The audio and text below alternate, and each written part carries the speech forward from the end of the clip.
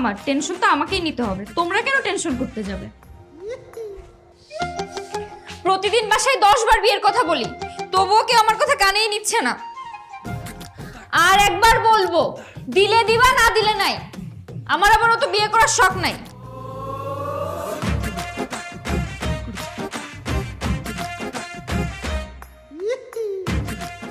বাবা কেমন আছো? ভালো। বাবা, রশিদ চাচা না মারা গেছে। সে তো মারা গেছে 2 বছর আগে। রশিদ চাচার বউ সবসময় আম্মুকে কি বলে জানো? কি বলে? চাচার নাকি অনেক ইচ্ছা ছিল মেয়ের বিয়ে দেখবে, নাতি নাতনির মুখ দেখবে, নাতি নাতনির সাথে খেলা করে সময় কাটাবে।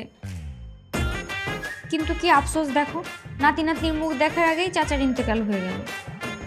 চাচি তো এখন সবসময় আফসোস করে, ইস কয়টা দিন আগে যদি মেয়ের বিয়েটা দিতে পারতাম।